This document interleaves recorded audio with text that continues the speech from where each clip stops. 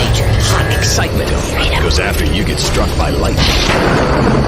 Here's thunder.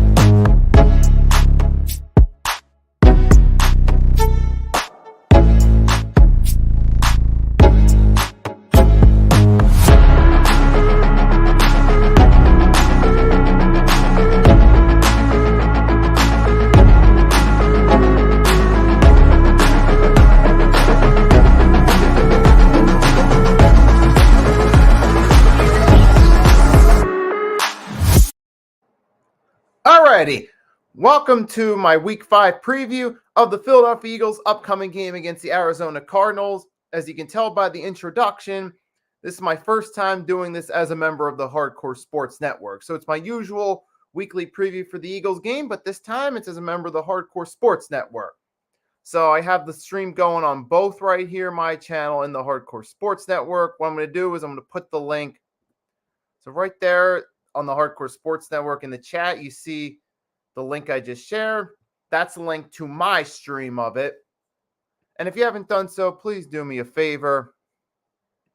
You haven't done so, subscribe to my Hardcore Sports Network and subscribe to my main Nikki Stees channel as well. And drop a like if you haven't done so. So let's get right into it now. So we got maybe about a half hour to 45 minutes.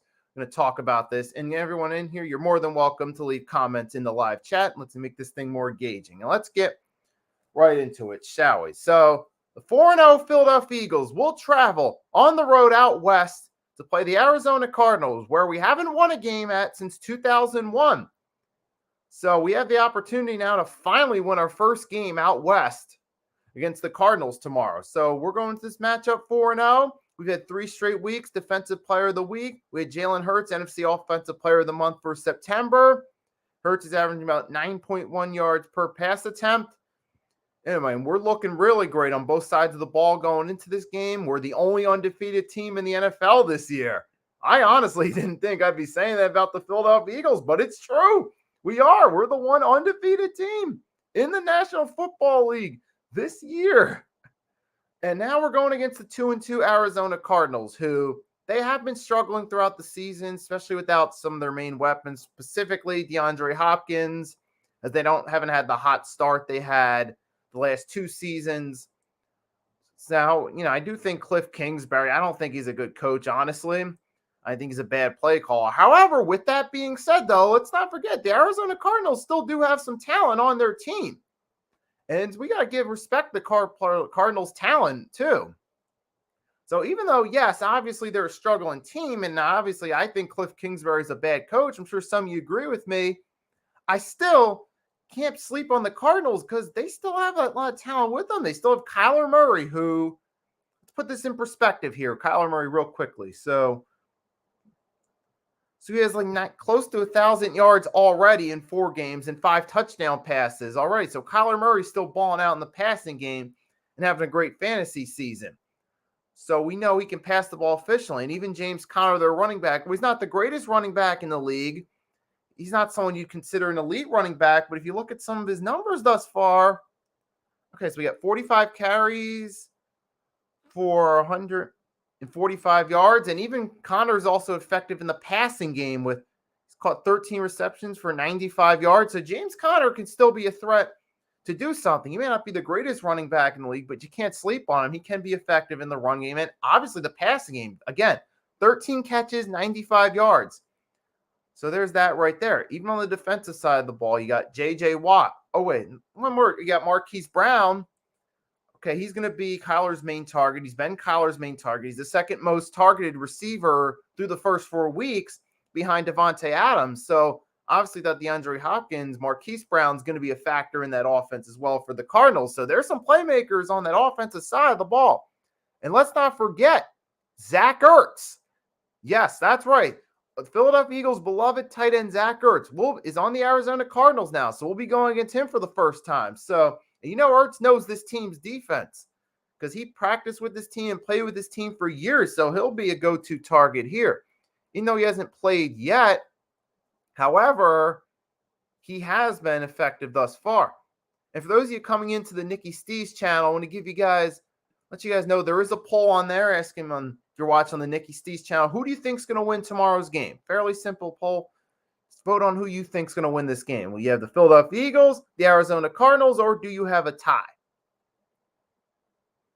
So, yeah, that's what I was saying, though. So there's obviously playmakers on the offense side of the ball for the Cardinals. Defense, though, too. You got J.J. Watt. He's not prime J.J. Watt, but he can still be a factor.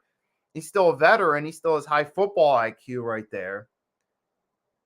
And you got Byron Murphy and Budda Baker at the defensive back. So there's still some threats on DBs for the Cardinals right there. So even with everything on paper, even though it looks like we should win on paper, you never know. On any given Sunday is the old analogy because you never know who could win and lose. But the Arizona Cardinals are, hey, they're still a respectable team and they still could pull one out. Now, so I'm going to get more into, so obviously this has the potential to be a high-scoring game right here, but let's get to the keys to victory, shall we? The first key to victory, we got to run the ball effectively. Now, we have done that well so far. We have ran the ball effectively, especially last week when we had to in the rain against Jacksonville. We did. Miles Sanders got 27 carries, over 100 yards, 2 rushing touchdowns. Even got Gainwell got a rushing touchdown. Hurts ran himself. But yeah, this week it'll help us to run the ball right here. Because obviously we have Miles Sanders, we have Kenneth Gainwell in there, and we got Jalen Hurts. We know he can run too. So we definitely want to commit to the run with those guys right there.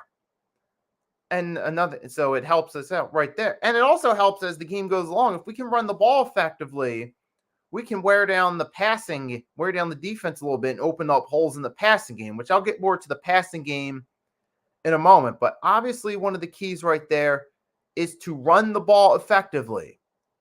We got to be able to run that ball effectively. There, you get Miles Sanders some carries. Kind of do what you did last week. Give him the ball. Give Miles Sanders majority of the touches right there. Let him do his work on the ground. As long as he doesn't fumble, hey, he should be able to run the ball effectively against this defense right here. So we definitely want to go to Miles Sanders and have him run the ball right there. If Jalen Hurts can make some plays with his feet, let him do so. I want him to primarily focus on the passing game. However, we do want him to run. We definitely do want to give Miles Sanders the ball. Let him run. Let him wear down that Cardinals defense there and help open some lanes in the passing game. So that's one of the keys to victory right there is for us to run the football. We know with this Philadelphia Eagles team, with this current running back core, when they run, they do so effectively. So it's something they got to keep doing right here. So definitely keep doing that. Another key right here is to get the blitz on Kyler Murray. Blitz up the middle with him. So what you do, you try to come right up the middle at Kyler Murray before he has the chance, to get set. While he's in the pocket, you want to try to contain him that way. So if he goes back to, right, because if he's going back to pass, Murray's drop back pass, the Eagles come up the middle. You can use Jordan Davis for this role as well. Have him rush Murray up the middle. They can force him to roll out, or they can get to him quickly. Because if the Eagles can get a quick rush on Murray, they can easily get to him, get a couple quick sacks, or that can help contain him, prevent him from being, because obviously, even though Murray is an elusive quarterback, obviously if you blitz up the middle, he can roll to his left and his right. And some people are going to say, well, that is a concern. They're going to think, okay, yeah, we can try to blitz up the middle, but he's going to run to his left and his right. Yes, that is true. But even when he does run to his left and his right, the Eagles are coming up the middle. He's not going to have time to get his feet set and get the ball off to Zach Ertz or just slip on. Oh, yeah, more Marquise Brown, excuse me. You're not going to, he's not going to be able to do that as effectively if you do that. Right there. See, you got to be able to get, right, so if you get some pressure on him up the middle, I'm typing in something real quickly. Okay, yeah. So obviously, right, you want to be able to blitz up the middle. So Kyler Murray, hey, he's not going to have time to get his feet set. He's going to try to run. He might get a few yards out of it. Okay, that happens, but at least you contain him and you contain that passing attack there. So that does play a factor right there. I mean, that might contain him to, having to punt the ball, or might contain him to field goals only in some cases, but it does help. Contains them from Princeton from being able to get the ball off effectively. That's one thing you want to do, is blitz up the middle right there. To keep Kyler Murray from being able to get himself set and be able to chuck the ball deep. So you definitely want to do that right there. It's one of the things, right? And that can also be effective stopping the run game too. Because if he's handing the ball off and Connor's trying to run up the middle, someone like Jordan Davis can get to him quickly. So that's one thing you want to do right there. Or in some cases, not only that, but you might force Kyler Murray to throw the ball quickly to James Conner in the backfield, where he might get tackled for a loss or only pick up a few yards on that. So blitzing up the middle has its potential benefits, such as getting sacks in the QB, forcing quick throws, forcing Murray to run for a few yards and slowing him down. So that could potentially work right there. And another key to victory, obviously, for us is we have to play disciplined football. We can't be coming in with 12 men in the huddle. We can't be getting all these penalties, which we certainly did a better job of that last week right there. We weren't getting called for all these unnecessary flags, but in a game against the Cardinals where this has the potential to be a close game, you definitely do not want to be committing reckless penalties, which are taking back first downs, or, because that could come back later in the game to haunt us if it's a close game. So we definitely want to play disciplined football. And that's one component of it. Avoid the stupid penalties. Another thing is make smart decisions right there. Hey, Chad, how you doing? Thank you for coming in. And yes, so as I was right, and you definitely, that's one benefit right there. Avoid this unnecessary penalties. And another thing too that helps with disciplined football, play smart. Don't be going around trying to make these reckless throws into double or triple coverage. Like you saw, I'll give an example with Russell Wilson Thursday night against the Seahawks. You don't want to, not against, what am I talking about? Ooh. Yeah, Russell Wilson on Thursday night when playing the Colts with the Broncos. You saw he made a few sloppy throws right there. That did not look like disciplined football right there from Russell Wilson. That's one example of not playing disciplined football can affect you. So you definitely don't want to have Jalen Hurts just recklessly throwing the ball up there. You don't want to have that Brett Favre throw he made with the Minnesota Vikings. Like, those are examples of what not to do when it comes to disciplined football. So, yeah, we don't want all that right there. We got to definitely play smart right there. Make smart play calling. Don't try to get too cute with stupid trickery in situations that don't work, or try to force the pass to the goal line. Like, stuff like that are examples of not playing disciplined football. So when I say play disciplined football, I mean, obviously keep the penalties down. Use smart play calling. Don't overthink situations. And just, play it smart is one of the keys right there to playing discipline. If you're close to the goal line, don't try to force the pass to the 1 yard line. If you get in that situation, just have Jalen Hurts do a QB sneak up the middle, or other keys. Maybe on first, second and short, if you have an opportunity to run, just run the ball, pick up the first down. Doesn't need to be a huge run, but as long as it picks up the first down, it works. So, and I hope you guys get the point of what I'm saying about disciplined football, obviously. So that'll definitely be a key contributor to us winning this game right here. And another point right here is got to be able to pass the ball effectively in this game. So obviously we pass the ball effectively, right? That includes, so for pass the ball effectively, obviously got to get the ball to our targets, because obviously we can't just run the ball the whole game. We got to be able to pass the ball. Now I know they got some safeties there with guys like Byron Murphy, Budda Baker in the secondary that, are playmakers right there, but we still got to be able to take our chances against those guys. We still got to be able to take our chances going to Devontae Smith, and guys, and AJ Brown, Dallas Goedert. We still got to take our chance, specifically with Devontae and AJ Brown, even with the Cardinals having respective secondary. We can't be afraid to take chances there. And that ties into one of my previous keys to victory, which is to run the ball. I feel running the ball effectively will help us with effectively passing. because we can run the ball good. We wear down their defense a little bit, and that helps open up holes in the passing game. And when you guys follow enough football throughout your lifetime, you know how that works. It works every time right there. So we definitely want to do that right there. So running the ball can definitely help to affect passing effectively, and getting the ball off, getting some. And another good point I'd like to bring up, I'd like to give a shout out to Weapon X NFL Eagles. He's an Eagles content creator. Shout out to him. I watched his keys to victory yesterday, and he brought up a point right here that ties into effectively passing. Try to get Quez Watkins in the deep ball a little bit. So I think we can try to get Watkins more involved here because he has the speed to outrun some of these Cardinals defenders. And we saw week 2, that one play against the Vikings. We saw the speed he pulled right there where he got wide open and Hurts hit him perfectly in the first half. So that's enough. Yeah, so obviously Quez Watkins shows he has the speed to burn some of these secondaries. So we definitely want to get him a little bit more involved in this game right here, especially when you got Baker and Murphy back there in the secondary. I mean, obviously Quez Watkins is not going to be the main target of this game, but you want to get him involved in this game a little bit more than the Eagles typically have. Maybe give him a couple extra looks. Maybe give him 2 to 3 extra looks right there. Maybe get a few receptions right there, where he can go downfield, burn the secondary, get us some big yardage right there. Maybe get a 30-yard completion to Quez Watkins or 2, possibly, maybe even a touchdown out of it. That would be a great way to help effectively pass the ball. And another thing, I would like to see the running backs get involved a little bit in the passing game too. Obviously, you can get Miles Sanders, Kenneth Gainwell involved in the passing game a little bit too, especially in short yardage situations. Help pick up a first down. And you can do so even on 1st and 10s. That can work effectively as well. So I think you do want to be able to effectively pass the ball. Spread the ball around to your options right there. You'll get Dallas Goedert in there. Even get Quez Watkins in there. Obviously, you got A.J. Brown, of course, Devontae Smith. Even throw the running backs in there, too, in the passing game. So that'd be another good key to effectively passing the ball right there. Let the Eagles get the ball off to their main weapons right there. And if anyone's watching this on my main channel, I already got a vote on my main channel right here. I got my main Nikki Steve's channel if you're watching that. Who will win tomorrow's game? Either Eagles, Cardinals, or tie.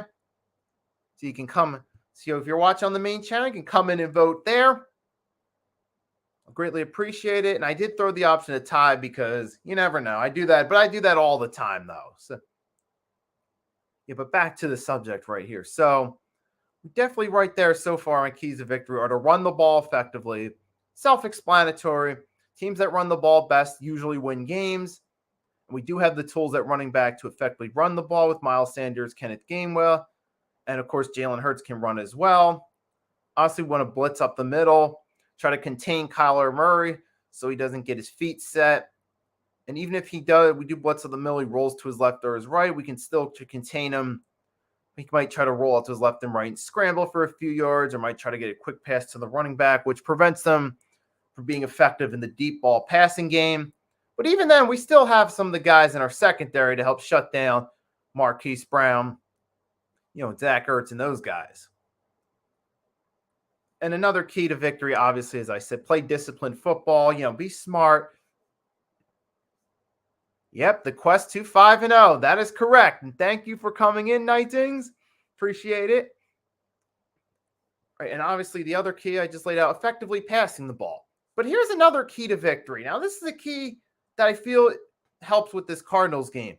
Score points in the second half. Now, I haven't really if you've been following me for a while, I haven't gotten hard. I haven't gone on the Eagles yet for not really scoring much in the second half, weeks 2 and week 3. I kind of gave them a pass for that. But in this case, they got to be able to score the ball and score in the second half. And the reason why is because those of you guys follow the Cardinals, the Cardinals are primarily a second half team. In their 2 wins against the Raiders in week 2 and last week against the Panthers, they scored most of their points in the second half, specifically the fourth quarter. So because the Cardinals played their best in the second half, as seen in both their wins, it's important that we score some points in the second half this time around. Scoring most of our points in the first half and having to rely on our defense in the second half, it's not going to work as well against the Cardinals here because obviously, like I just pointed out, they play their best offensively in the second half. So we want to be able to keep up with them and keep scoring in the second half right there. I mean, obviously weeks 2 and weeks 3 against the Vikings and Commanders respectively. And no, I'm not going to play that clip here on this one. Not on this show. Not on the Nicky Steve's previews. But point being though, right. We were able to get away with it there, but I feel like we got to score points in the second half this game around because the Cardinals score more in the second half. Because we don't want to be in a situation where, okay, we're up, what is it? Like we're up 20-7 at halftime, say. We're not really doing that. We only score like maybe 2 field goals in the second half. We don't want to run the risk of of possibly losing, say, 26-31 if the Cardinals all of a sudden start scoring in the second half and, for lack of a better term, having their way with our defense. We don't want that to happen. We still want to be able to score in the second half in case we get to a close game. Yeah. And shout out to the Phillies, too. If everyone here that's a Philadelphia Phillies fan, shout out to them. I mean, me, myself, those of you wondering, I mean, I follow the Phillies a little bit, but I don't know enough about baseball to actually come on here and make content about it because, since honestly, I do terrible with baseball content. So that's why I don't do baseball content. But yes, shout out to the Philadelphia Phillies on their performance yesterday in Game 1 against the St. Louis Cardinals. And best of luck to the Phillies in the playoffs. So, yeah, shout out to the Philadelphia Phillies as well. And things are looking pretty up for Philly sports right now. Eagles are 4-0. Phillies are finally back in the playoffs. Sixers are at least going to probably make the playoffs this year. But I'll get to that more when I talk about the Sixers. But, yes, shout out to the Phillies. And back on subject right here.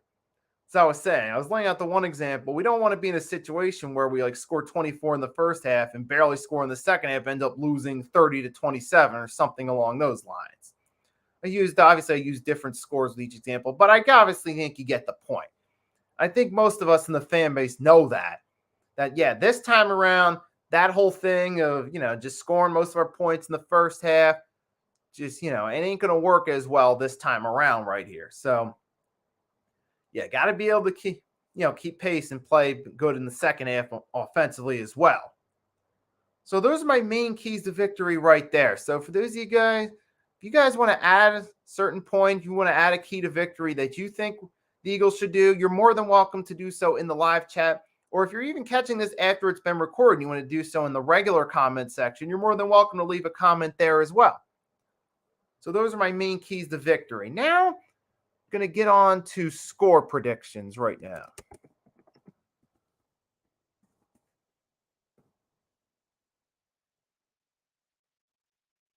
So for me, I did say this when I appeared on week 5 pick'ems right there. So I did say I think this could be a 34-26 score. And I'm still thinking along the lines 34-26 in favor of the Eagles right here. Because obviously I know the Eagles can score, and if they play all their cards right in this game, as long as they, they're able to pass the ball effectively, run effectively, blitz up the middle, help contain Kyler Murray, play disciplined, and at least keep their foot on the gas pedal offensively in the second half and score some points. 34-26 is a possible score right here. I mean, the Eagles, obviously with the Eagle, they can score in the Cardinals, though. They have a good offense too, though, and they're at least, even with their flaws as a team, though, with their poor play calling and I view bad coaching Cliff Kingsbury, who gets bailed out by talent. Even with that being said, the Cardinals are a talented team and they can make this a close game. However, I feel like we're going to win because I feel like we have the better structure on our team. We have better coaching with Nick Sirianni, and yes, even Jonathan Gannon, even with their offensive coordinators and and all those guys right there. I feel like this year we certainly have the better structure right here. So I feel like as a result of that, that's going to help us win against the Cardinals right here.